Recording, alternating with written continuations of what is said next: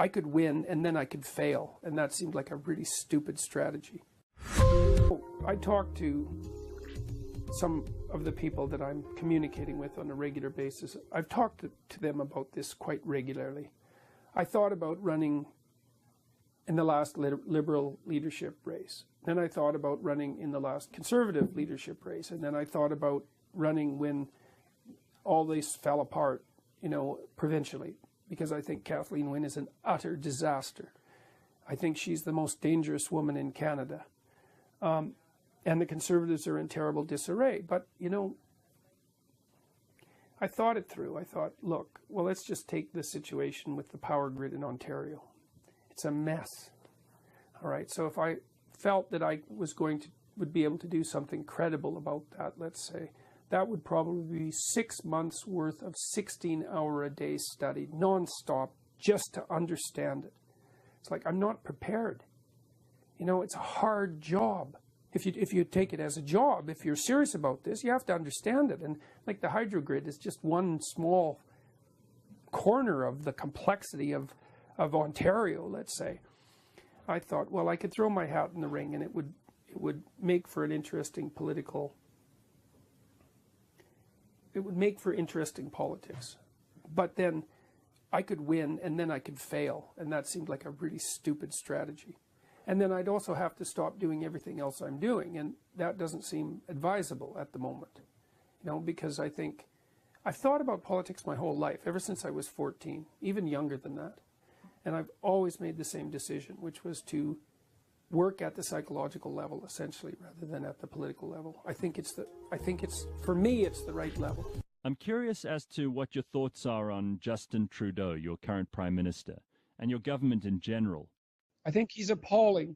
Well, I think our Prime Minister is exactly what you would have been afraid of had you been properly afraid when he first put himself out on the scene.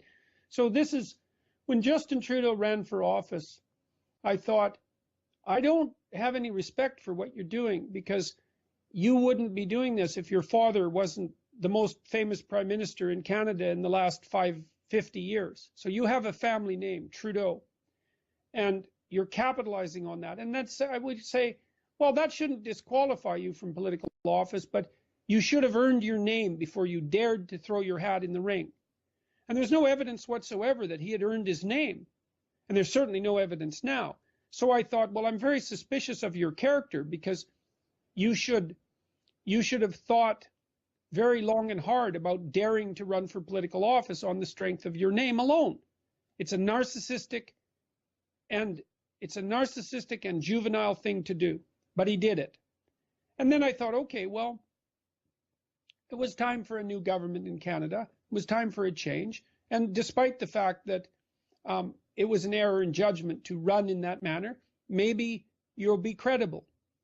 But then the first thing he did, and there was no excuse for this, and it set the tone for everything else that has happened, is he formulated his cabinet and he made it 50% women, despite the fact that only 26% of the elected representatives were women.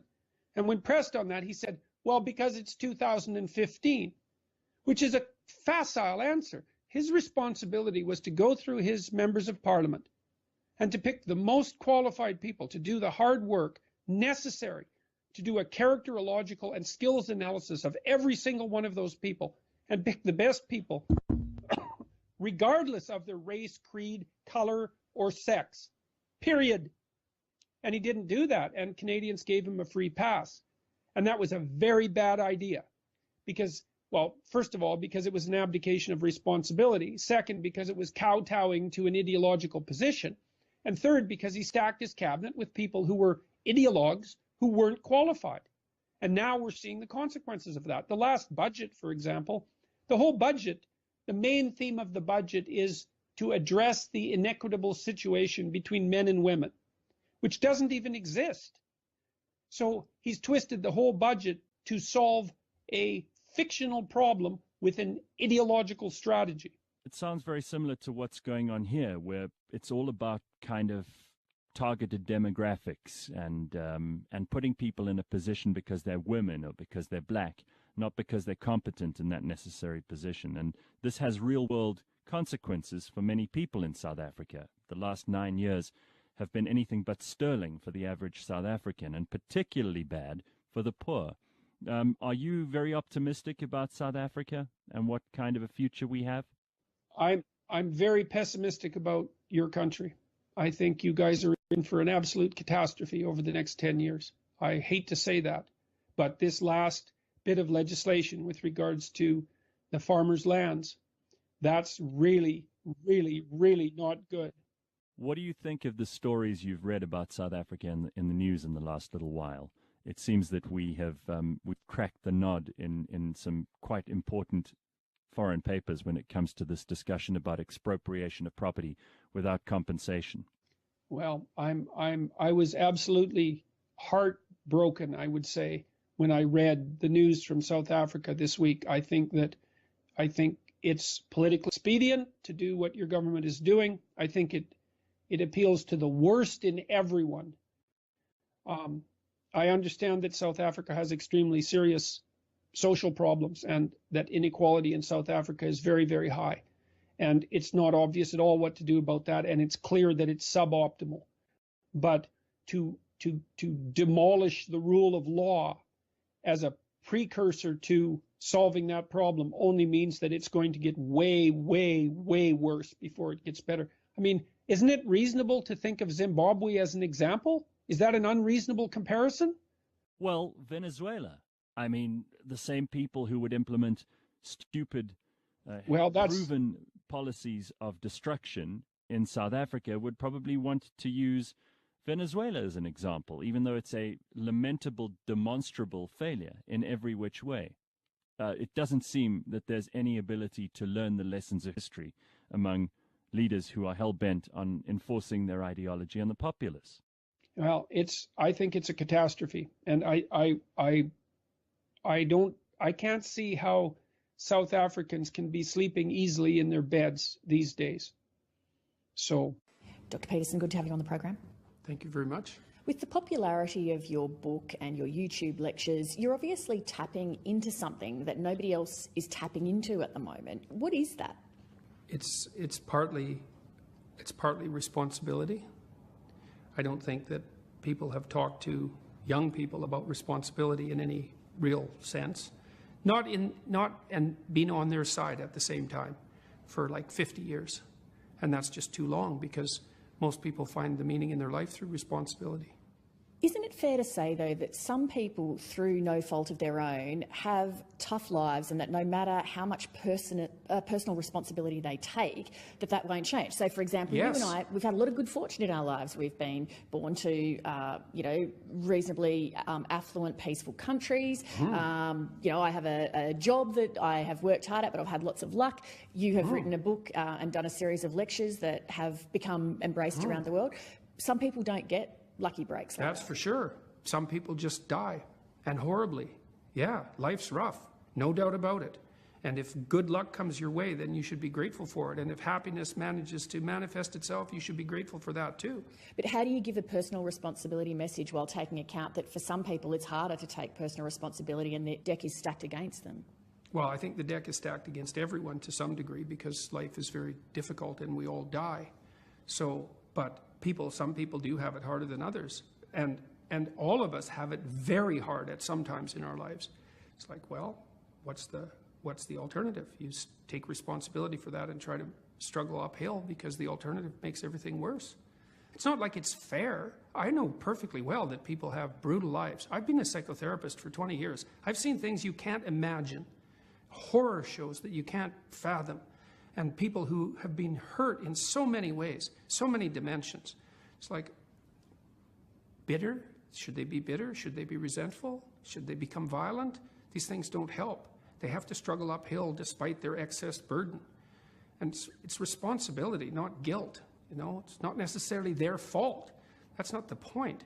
We've been seeing a trend, particularly in the United States, but also here in Australia, where there has been an erosion of freedom of speech on campuses, where people with views that are considered offensive, politically incorrect or triggering are no longer now... You mean people with views, in other words?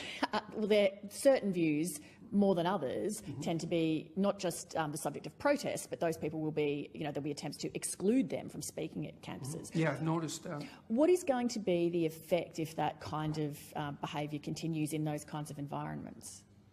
It's hard to tell. The broader social effect is not going to be good because lots of the things that are happening in the universities that aren't good are already leaking out into the broader social world. Part of what's going to happen is that people are going to stop coming and speaking on campuses. The comedians in the United States, many of them already they won't come and do their shows on campus because everybody's so sensitive to offense. But it also drives political polarization, which isn't a good thing unless you want to drive political polarization. And I think the universities are going to cut the branch off that they sit on. Is being sensitive to offence such a problem, though? Like, we would have previously called that manners. It's a terrible problem. So imagine okay, so the rule is you can't offend anyone, all right? Let's say you're speaking to one person, I can't offend you. All right, fair enough. What if I'm speaking to 10 people? Do I get to offend 1 in 10? How about 1 in 100? How about 1 in 1,000? You're going to come out on stage and you're going to say something important about something vital, and you're not going to offend one person in 1,000? Well, you can't say anything about anything important ever without offending probably the person you're talking to. Important speech about important issues, especially contentious issues, is instantly offensive. But there are ways that you can share, I guess, provocative views where you attempt to still do that with an air of, say, respectfulness, where you're trying to mitigate against the offensiveness. This is true, yeah. You can actually try listening when you're having a conversation, right? Assuming that both people who are having the conversation are of goodwill and they're not trying to play tricks and they're struggling towards the truth, which neither of them hold completely and both understand that. Yeah, you can reach across fairly large gaps and negotiate peace. Thank God for that, or we'd be at each other's throats all the time. Well, say the example of there are some transgender people who want to not be referred to as he or she. They would prefer to be called Z or they. If somebody wants to be addressed like that, what does it cost me to do that? It's hard to tell because the devil's always in the details, but as far as I'm concerned, that situation it's not relevant to the issues, for example, that I was involved in. I didn't care if transgender people wanted to be called by some pronouns, like whatever. That's something for individuals to negotiate. When the government makes that a compulsion and insists in their legislation that biological sex, gender identity, gender expression, and sexual proclivity vary independently, it's like, no, they don't. That's wrong factually, and you're not going to compel my speech. I don't care what your damn justification is. So you see that as, am I right in that you see that as a curtailing of freedom? It's worse than a curtailing of freedom. It's a demand that the population uses a certain kind of linguistic approach. It's an appropriation of speech. There's no excuse for that. That never has happened once in the history of English common law, right? It's a barrier that we do not cross. Hate speech laws are bad enough. It's not like there's no hate speech. Like, anyone with any sense knows that there's hate speech. Who's going to regulate it? Who's going to define it? And I know the answer to that. The last people in the world you would want to. And then we cross another barrier and we allow the government to compel speech for some hypothetically compassionate reason? No way. That's a really bad idea. Dr. Peterson, thanks very much for joining us. Thanks a lot for the invitation.